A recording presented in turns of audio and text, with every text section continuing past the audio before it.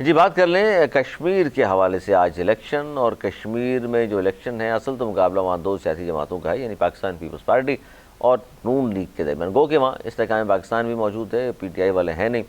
और एक नाखुशगवार वाक़या पेश आया कि पीपल्स पार्टी की कारकुन को एक गोली लगी और वो वहाँ जाँ बाक हो गया। बिलावल भुट्टो ज़रदारी। अब पीपल्स पार्टी वाले ये कह रहे हैं कि जी ये नून लीग के लोग थे जिन्होंने बाहर इब्तदाई मालूमात उनके पास पहुँची होगी, उन्होंने कहा उन्होंने इसको मारा है। राना सनाउल्लाह साहब फरमा रहे हैं कि जी दो तरफा फायरिंग के नतीजे में ये हलाकत हुई है। बहरहाल नहीं होना चाहिए ऐसा, कानून किसी के हाथ में नहीं लेना चाहिए और इसकी तहकीकात होंगी और पता चल जाएगा। लेकिन कश्मीर का इलेक्शन बड़ी नवेज़ ज़ुबैरी साहब बड़ी संजीदा सूरत हाल इख्तियार इसलिए कर गया कि वफाक में हुकूमत नून लीग की। पहला इलेक्शन हमने देखा कि जनाब वो गिलगित बल्तिस्तान में हुआ, पीपल्स पार्टी ने मैदान मार लिया, वो के वहाँ भी साथ साथ ही चल रहे हैं मिल के हुकूमत। अब कश्मीर का जो इलेक्शन है, फिर नवाज शरीफ साहब आए, बिलावल साहब पहुँचे वहाँ पर, मरीम बीवी पहुँची वहाँ पर, और ज़ाहिर इंतखाबी मुहिम भी चली, एक दूसरे के ख़िलाफ़ हमले भी हुए सियासी। और आज पोलिंग ख़त्म हो गई, गिनती चल रही है और रिजल्ट आना शुरू भी हो गए हैं। बहुत सारी जगहों पर पता चल रहा है पीपल्स पार्टी वाले कामयाब हुए हैं, बहुत सारी जगहों पर नून लीग। आप किस तरह देख रहे हैं इस इलेक्शन को, और क्यों दोनों जमातें भरपूर तरीके से वहाँ ज़ोर लगा रही हैं? ऐसा क्या है कश्मीर के इलेक्शन में? अली, ये इलेक्शन जब स्टार्ट हुई, इसकी मुहिम कैंपेन तो बहुत ही हॉट हुई, और जिस वक्त इख्तिताम अपनी की तो वो इतना ज़्यादा उस पर चली गई थी कि लगता था कि पीपल्स पार्टी और नून लीग की राहें भी जुदा होने वाली हैं। उस सतह पे चली गई थी जो कभी 90s में होती थी, जो कुछ कहा गया एक दूसरे के बारे में। और आखिरी दिनों में फिर धांधली के इल्ज़ामात लगाए गए कि ये बसें दे आपने इलेक्शन में, इलेक्शन कमीशन जो है वो खामोश है, वो देख नहीं रहा, वफाकी वज़रा वहाँ मौजूद है, मरियम कई दिनों से उधर डेट डाली हुई हैं। नवाज शरीफ का तो आना बनता है, वो आ सकते हैं, पार्टी के लीडर हैं, और लीडरान भी आ सकते हैं, MNA MP भी आ रहे हैं, लेकिन मिनिस्टरों का वहाँ मुसलसल रहना, और उस वक्त फिर इलेक्शन से कुछ ही दिन पहले ऑटोमेटिक बसों का, एयर कंडीशन बसों का तोहफा देना, ये सारी चीज़ें इलेक्शन रिगिंग के, प्री इलेक्शन रिगिंग के ज़ुम्रे में आती है, जिसकी कि 12 शिकायत पीपल्स पार्टी ने की। और आखिरी दिन उन्होंने भी एक इल्ज़ाम लगाया कि कुछ जी हाँ वो पोलिंग बूथ के जो ना वो दिए गए, राना सनाउल्लाह ने वो भी बात की। और आज जब इलेक्शन हुए तो ये एक्सपेक्टेड था कि ये हॉट इलेक्शन होंगे, और कई जगहों पे बड़े झगड़े होते होते रह गए। एक दो जगहों से बैलेट बॉक्स लेके भागने की भी शिकायतें हैं, पकड़े भी गए, एक जगह आग लगाने की, हलाकत भी हुई है, आग लगाने की भी वो हुई पोलिंग स्टेशन के उसमें, और अमले ने भाग के जान बचाई, और एक फिर किसी पीपल्स पार्टी कारकुन की शहादत की इतलात भी आ रही हैं, और कुछ जख्मी भी हैं। रिजल्ट आने शुरू हो गए हैं, रिजल्ट का भी मिला जुला जान है, अभी हतमी नहीं है। कहीं नून लीग आगे है कुछ हज़ार कुछ 100 वोटों से, कहीं पीपल्स पार्टी आगे है। इसी तरीके से उसमें मुस्लिम लीग की ज़्यादा अभी तक जो ट्रेंड नज़र आ रहा है कि कुछ ज़्यादा थोड़ा सा भारी नज़र आ रहा है, और 13 हलकों में है अभी।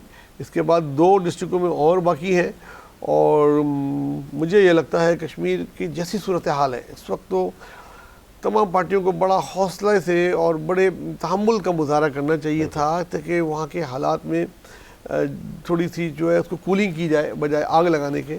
और लेकिन अब तक तो ऐसा लग रहा है कि ये बहुत हॉट चल रहे हैं, और अगले आने वाले डिस्ट्रिक्टों के इलेक्शन में और ख़तरनाक सूरत हाल भी पैदा हो सकती है।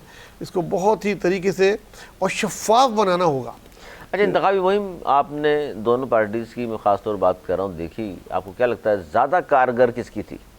देखिए, इंतखाबी जलसों से ना कभी भी आप इंतखाबी रिजल्ट को ना वो करना बहुत मुश्किल होता है, ख़ासतौर से कश्मीर और गिलगित की उसमें। नहीं, मैं इसलिए पूछा क्योंकि बहुत सारे नाकदीन ये कह रहे हैं कि जी जिस तरह की इंतखाबी मुहिम बिलावल चला रहे हैं, उससे नज़र आ रहा है कि मिच्योर भी न सिर्फ हो गए हैं बल्कि वो अवामी ज़बान अब इस्तेमाल कर रहे हैं सीधी, क्योंकि वो पॉपुलरिटी अवामी ज़बान की होती है। देखिए, बिलावल की 3री इलेक्शन मुहिम है, और अब वो मंच गए हैं इलेक्शन में, और उन्होंने वहाँ डेरे डाले हुए हैं, और नौजवान हैं उनके मुकाबले में, और काफ़ी एनर्जेटिक भी हैं, और ज़ुबान भी पे भी अब उनको अबूर हासिल हो गया है, और वो अवामी मसाइल पे बात कर रहे हैं, और जो कुछ भी वहाँ पे महरूमियाँ हैं उसकी जिम्मेदार वफाकी हुकूमत पर डाल रहे हैं। जो उन्होंने कहा मियाँ साहब को मुखातिब करके कि जनाब रायबन का एक शहरी जो 3 बार वज़ीर आज़म रह चुका, 2 बार वज़ीर आला बन चुका, अब क्यों ख्वाहिश है कश्मीर के वज़ीर आज़म बनने की, और उन्होंने कहा कि वो सिर्फ ये समझते हैं कि लाहौर पंजाब है, जबकि दीगर जो उन्होंने शहरों के नाम लिए कि जनाब बखर देख लें, फ़लाँ देख लें, मियाँ वाली देख लें, और वहाँ देख लें कि जनाब काम DI खान में काम नहीं हो रहा, तो कह रहे हैं जनाब वहाँ काम नहीं हो रहा, किस मुंह से आप कश्मीर में आके बात कर रहे हैं। और फिर नवाज शरीफ ने आपसे इसका जवाब दिया कि बिलावल भाई, उन्होंने भाई का लफ्ज़ इस्तेमाल किया, बिलावल भाई आप कश्मीर को कश्मीर समझ रहे हैं,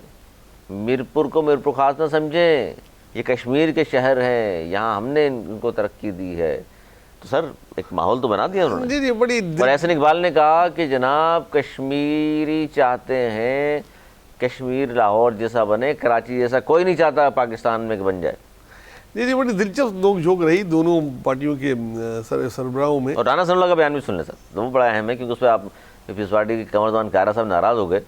वो बयान उन्होंने ये दिया था कि भाई जहाँ भी करप्शन का नाम आता है पीपल्स पार्टी का नाम आता है। राना सनाउल्लाह ने कहा, इस पर कमरजान कायरा साहब फरमा रहे हैं, एक सहाफ़ी ने जब सवाल कर लिया शहजाद ने, जियो वाले ने, तो तब गए कहने लगे यार ये क्या बात हुई, हमने सुन लिया है, उन्होंने कहा है कि करप्शन का जहाँ नाम आता है पीपल्स पार्टी का नाम आता है, आप क्यों बार बार इसको दोहरा रहे हैं, हमारी मर्जी है, हम हमारे बारे में कर सकते हैं बात, हम उनके बारे में। सर साहब ये काम सवाल करना है, आपकी अच्छी अंडरस्टैंडिंग है, मान लिया हमने, लेकिन जो इल्ज़ाम है वो छोटा नहीं है कि भाई करप्शन का जहाँ नाम आएगा पीपल्स पार्टी का नाम आता है वहाँ।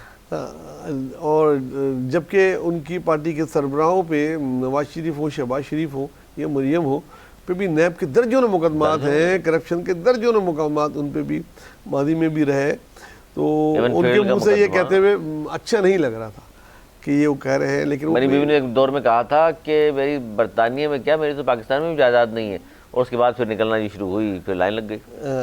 तो इस तरह की बातें कहते हैं ना, शीशे के घर में रहें तो आप पत्थरों से नहीं खेलना चाहिए, तो उन्होंने पत्थरों से खेला। राना सनाउल्लाह ने इससे पहले भी कश्मीर इलेक्शन को नुकसान पहुंचाया था, जब उन्होंने एक पूरे डिस्ट्रिक्ट के लोगों को बोला कि वो तो कश्मीरी ही नहीं है। अब जब उस डिस्ट्रिक्ट में इलेक्शन होता था ख्वाजा आसिफ ने, तो उनके बड़ा नुकसान होगा उसमें।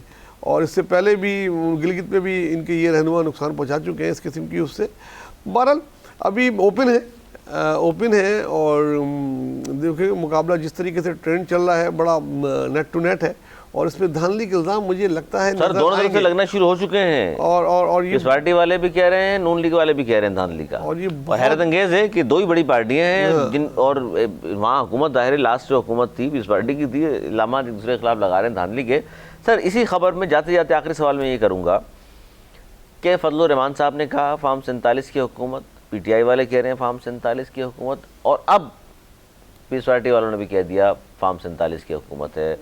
सर फिर नून लीग ही रह गई है, सभी फार्म 47 की हुकूमत कह रहे हैं, और सबको अगर पता है फार्म 47 की हुकूमत है, फिर बैठे हुए क्यों है? बस यही देखें, वो कहते हैं ना कि जमहूरियत को बचाने के लिए बैठे हुए सब, कि अगर हम हट गए तो जमहूरियत डीरेल हो जाएगी और फिर मुल्क में क्या हो जाएगा? एक केओस पैदा हो जाएगा, इलेक्शन होंगे, और फिर जब दोबारा इलेक्शन होंगे तो फिर PTI इलेक्शन लड़ेगी। और जिस तरह पिछली बार PTI इलेक्शन लड़ी थी तो वो सबसे ज़्यादा सीटें, इन दोनों जमातों से ज़्यादा सीटें उसने ले ली थी। लेकिन अब तो नहीं ले सकती। देखिए ये भाई आप कह रहे हैं, मैं कह रहा हूँ, लेकिन उनके दोनों पार्टी के दिलों में खौफ अभी भी है। खौफ है, अदरवाइज तो अगर देखें तो KP के कोई इतना कारकर्दगी है ही नहीं उनकी जो वोट पड़ेगा उनको।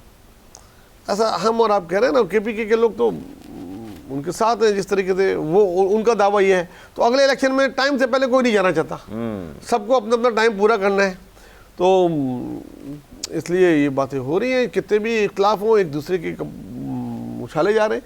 और नून लीग इसमें जिसे कहते हैं अगर नुकसान में है तो नून लीग है, क्योंकि सब ने उनको फॉर्म 47 क्या ही दिया, आखिर उनकी चाहे हलीफ हो या हरीफ हो। और ये है नहीं ऐसा, मुझसे क्यों कह रहे हैं, इतनी बड़ी बड़ी सियासी जमातें कह रही हैं तो नहीं, मैं तो हैरान हूँ, मतलब इतनी सारी बातें बोलने के बाद भी फार्म 47 क्यों साथ बैठ जाते हैं फिर जाकर। वजह बताइए ना कि तीसरी जमात का खौफ है कि कहीं वो ना आ जाए, इसलिए साथ लगे रहेंगे। और क्या ही ख़तरनाक बात होगी इन दोनों जमातों के लिए कि कश्मीर के इलेक्शन में भी दोनों जमातें मिल के हुकूमत बनाएँ। अगर बनाएंगी तो क्या ही दोनों को, जो बाकी जमातें जो हैं वो जो फिर इनकी क्लास लेंगे कि ये नूरा कुश्ती है, नूरा कुश्ती है, उसका जवाब देने के लिए इनके पास होगा नहीं कुछ। तो इसलिए कोशिश ये होगी किसी एक ही जमात को हुकूमत बनाए और दूसरी अपोजिशन में आए, दोनों के लिए यही बेहतर होगा, बेहतर है, यही बेहतर होगा दोनों के लिए।